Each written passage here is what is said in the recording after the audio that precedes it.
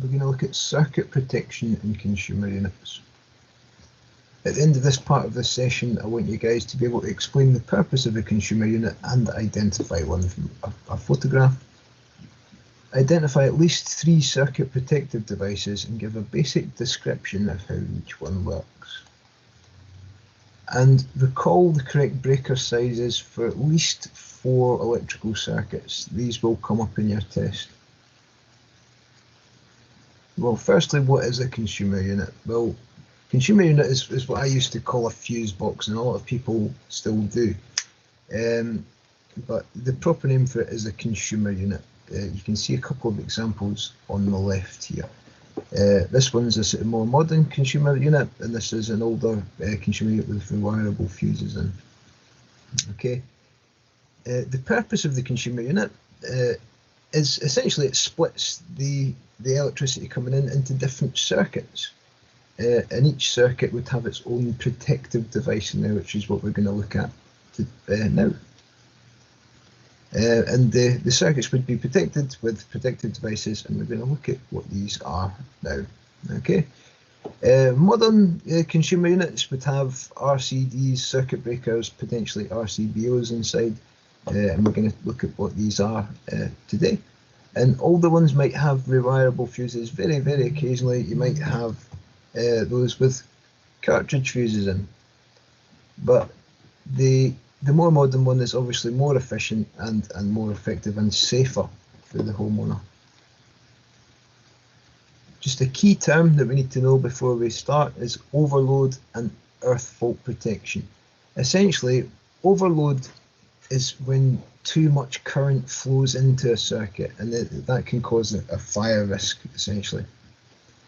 And an earth fault is where there's some electricity flowing out of the circuit when it's not designed to, essentially, potentially through an earth wire, or potentially into somebody's body if they've accidentally touched a live wire.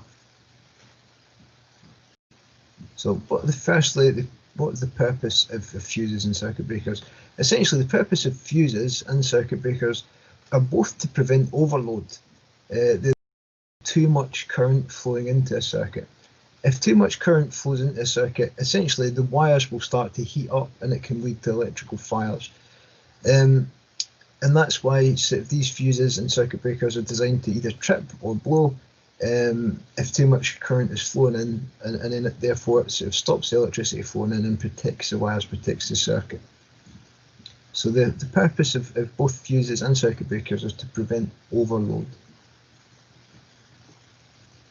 Quick look at the difference between fuses and circuit breakers. Essentially, fuses have got a wire inside, and if too much current flows through that wire, it will heat up and it will break. If that happens, you need to replace the wire or potentially replace the fuse, depending on the type of fuse. With more modern ones, our circuit breakers, they just trip, and all you need to do is you need to just flick it back up, and then that's it, sort of back ready to work again. So it's much easier, much more efficient with the newer versions. You can see here on the right, we've got some rewirable fuses and some fuse wire just there.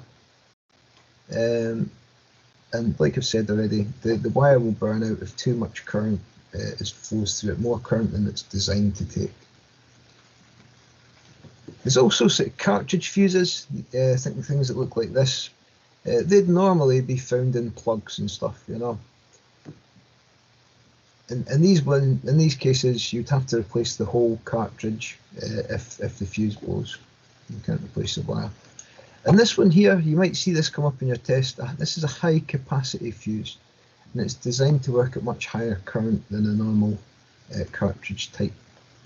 This is a modern MCB, miniature circuit breaker, and it does exactly the same job as a fuse. It just does it a bit more quickly and much more efficiently, because you can just switch it back on again after it does blow.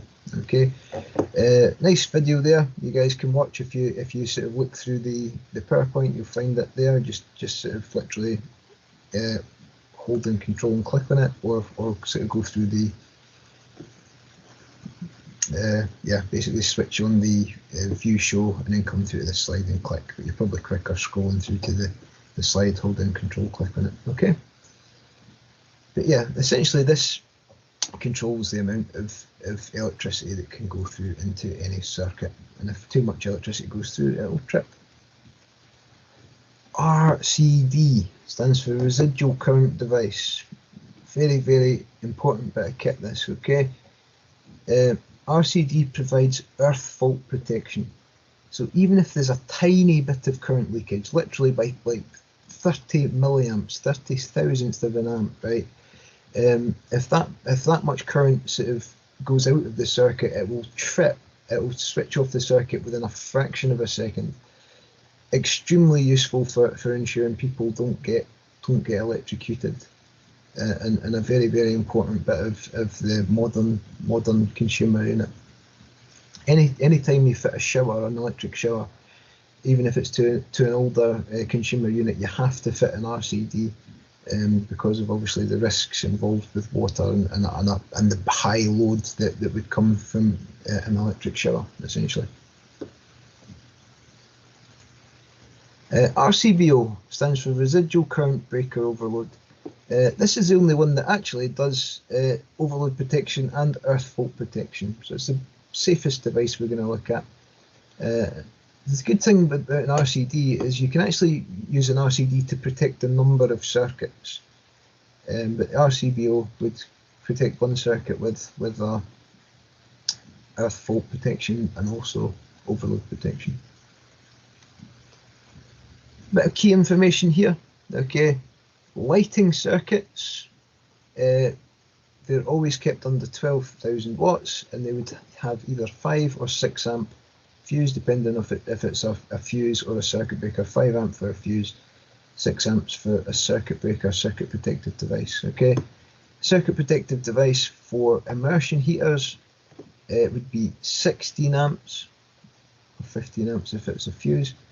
And for ring mains, that's our sockets and stuff, they're always under 7 kilowatts. They'd have a 32 amp breaker, or 30 amp if it's a fuse. Showers and cookers would be more than that. They could be 40 amps or 50 amps, depending on the load. Okay.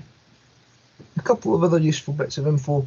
For in plugs, generally speaking, you're either going to have a 3 amp fuse or a 13 amp fuse in most cases. 3 amps is good for sort of small appliances like alarm clocks.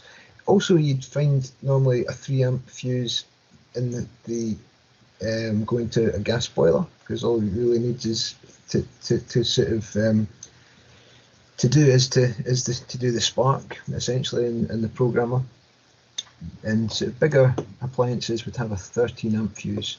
For example, at the fuse switch spur to an immersion heater would normally have a 13 amp fuse in it. Okay, but back at the consumer unit, the breaker would be 16 amp for that. Okay, but we'll talk about that in a little bit more detail in session 3. Okay, also use fuses, in various things. Now it's time for your tasks, ladies and gentlemen. Okay.